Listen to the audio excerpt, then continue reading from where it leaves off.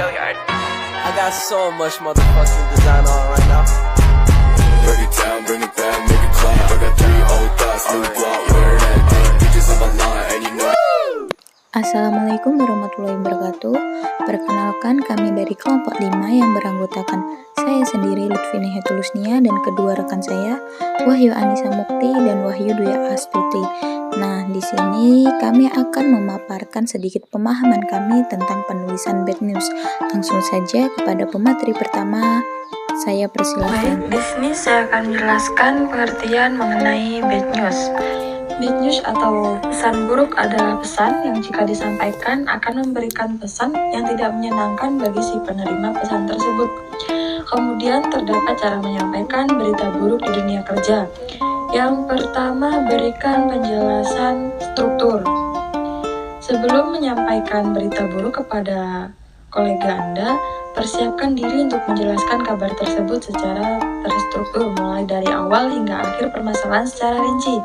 Jelaskan jika mereka masih memiliki kesempatan di lain waktu, jika saat ini mereka gagal mendapatkan promosi. Tapi dengan catatan mereka tetap memiliki performa yang baik dalam perusahaan. Kemudian, berikan pengertian kepada mereka. Kebanyakan orang merasa marah dan kecewa ketika mendapatkan bad news, karena mereka sebenarnya tidak paham benar dengan permasalahan yang terjadi. Ajak mereka berdiskusi mengenai dasar pertimbangan yang menghasilkan pilihan tersebut, bagaimana kebijakan itu diambil demi kepentingan rekan kerja lainnya, dan konsekuensi dari keputusan-keputusan tersebut. Kemudian bicarakan di tempat yang profesional. Bad news harus diberitahu kepada kolega dalam lingkungan yang profesional. Sebisa mungkin hindari memberi kabar seperti pemutusan hubungan kerja atau gagal mendapatkan promosi di dalam klub atau coffee shop. Jangan pernah membawa hal-hal seperti itu ke ruang yang personal. Kemudian lakukan tanpa memakai emosi. Jadilah seorang yang profesional ketika menyampaikan berita buruk, tanpa perlu disertai perasaan yang meledak-ledak atau malah mengharu biru. Selalu jaga emosi Anda karena ini adalah permasalahan dalam pekerjaan. Jangan sampai kata-kata Anda memprovokasi rekan kerja untuk melakukan tindakan yang merugikan. Kemudian terdapat strategi perorganisasian pesan-pesan bad news. Ketika memberikan tanggapan atas keluhan, pelanggan mengkomunikasikan permasalahan tentang pesan atau pesanan, memberitahukan perubahan kebijakan perusahaan yang dapat mempengaruhi citra organisasi bisnis secara negatif. Ada 3 hal yang perlu diperhatikan, yaitu yang pertama ada penyampaian bad news, kemudian penerimaan pesan tersebut, dan yang ketiga menjaga goodwill sebaik mungkin dengan audiens. Selanjutnya yaitu strategi pengorganisasian pesan-pesan bad news. Menciptakan audience center tone, membantu audiens mengerti bahwa bad news menggambarkan suatu keputusan yang tegas.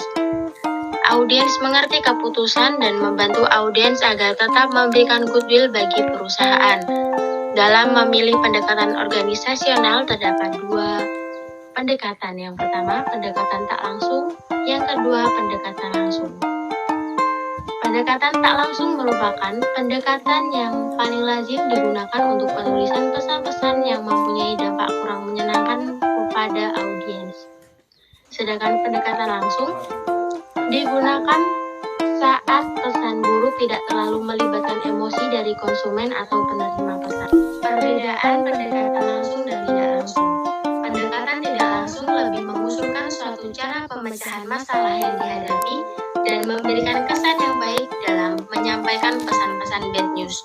Sedangkan pendekatan langsung memberikan pesan langsung ke poin yang dituju. Selanjutnya yaitu mengkomunikasikan informasi dan jawaban negatif. Yang pertama, bad news tentang produk. Bad news tentang produk merupakan bad news yang berkaitan dengan kenaikan harga pokok, penarikan kembali produk, kadaluarsa produk, produk cacat atau rusak. Sedangkan bagi pelanggan, bad news berisi tentang produk, tentunya memberikan dampak negatif bagi mereka. Yang kedua, penolakan kerjasama. Surat penolakan kerjasama bertujuan untuk memberikan informasi menolak suatu hubungan kerjasama menolak keputusan perusahaan, dan bisa juga menolak lamaran pekerjaan dan sebagainya. Yang terakhir, penolakan undangan. Surat penolakan kerjasama bertujuan untuk memberikan informasi penolak suatu undangan. Selanjutnya, penyampaian bad news ke pelanggan. Nah, penyampaian bad news ke pelanggan atau calon pelanggan merupakan hal biasa dalam bisnis. Akan tetapi, tetap harus dipertimbangkan agar memberikan dampak negatif pada hubungan baik dengan pelanggan di kemudian hari. Memperkuat kepercayaan pelanggan dengan memberikan pelayanan dan produk yang baik merupakan suatu cara yang efektif untuk menumbuhkan penjelasan ulang kepada pelanggan. Jangan sampai mengecewakan pelanggan karena pemilihan pendekatan yang salah dalam menyampaikan bad news. Hal tersebut betul-betul harus diwaspadai agar citra baik dapat dipertahankan. Nah, yang pertama yaitu bad news tentang pesanan. Ada beberapa alasan mengapa perusahaan menyampaikan pesan-pesan bad news tentang pesanan. Dalam kaitannya dengan penulisan bad news kepada pelanggan, paling tidak ada 2 jenis bad news yang bisa disampaikan kepada pelanggan, yaitu yang pertama, Anda hanya dapat memenuhi sebagian produk yang dipesan. Bisa disebut dengan pendekatan organisasional perencanaan langsung. Dan yang kedua yaitu sama sekali tidak dapat memenuhi pesanan yang diminta. Pendekatan ini sering digunakan adalah dengan perencanaan tidak langsung. Selanjutnya yang kedua yaitu penolakan surat audhan keluhan. Bila melakukan penolakan surat audhan yang diajukan oleh pelanggan, maka sebaiknya dihindari penggunaan bahasa yang berdampak negatif bagi mereka. Dan yang ketiga yaitu mengganti produk. Seseorang pelanggan dapat saja meminta atau memesan produk yang baru saja habis terjual, atau produk tersebut sudah tidak diproduksi lagi.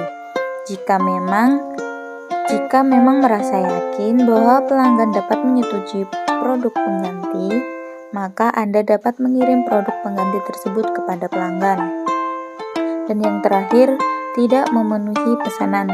Kadangkala pesanan tidak dapat dipenuhi, baik sebagian maupun dengan produk pengganti.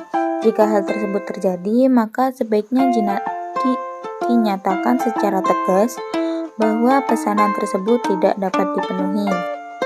Selanjutnya, bad news tentang orang.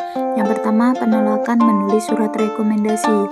Hal-hal yang perlu diperhatikan dalam penulisan penolakan surat rekomendasi adalah kemukakan apa alasan penolakan tersebut. Lalu nyalakan secara ringkas dan jelas. Yang kedua, penolakan lamaran pekerjaan. Nah, dalam dunia bisnis, pengisian lowongan kerja merupakan hal yang sangat biasa. Untuk dapat mengisi lowongan kerja, para pencari kerja harus menulis surat lamaran kerja atau job application letter untuk memberikan jawaban surat lamaran kerja yang memenuhi persyaratan yang telah ditentukan. Maka pendekatan organisasional perencanaan langsung dapat digunakan. Dan yang terakhir yaitu surat penolakan kredit. Nah, surat penolakan kredit oleh suatu organisasi tentu saja dapat disebabkan oleh berbagai alasan, baik yang berkaitan dengan persyaratan administrasi yang tidak lengkap, tujuan kredit yang tidak sesuai dengan kebijakan organisasi, maupun karakteristik atau kredit peminjaman yang kurang baik. Nah, dari pemaparan kelompok kami dapat disimpulkan maksud dari pesan-pesan bad news adalah untuk menyampaikan informasi yang kurang menyenangkan dengan tetap menjaga atau memperhatikan bagaimana dampaknya bagi audiens. Sebagai contoh seperti berita duka cita, pemutusan hubungan pekerja, penurunan jabatan, penolakan kredit, kegagalan ujian, penolakan lamaran pekerjaan, pengambilan barang, dan sebagainya. Untuk mencapai tujuan tersebut harus dipertimbangkan bagaimana pandangan audiens. Bahkan, kalau memungkinkan, penyampaian informasi dapat menjelaskan bagaimana pesan-pesan bad news dapat tetap memberikan manfaat kepada audiens.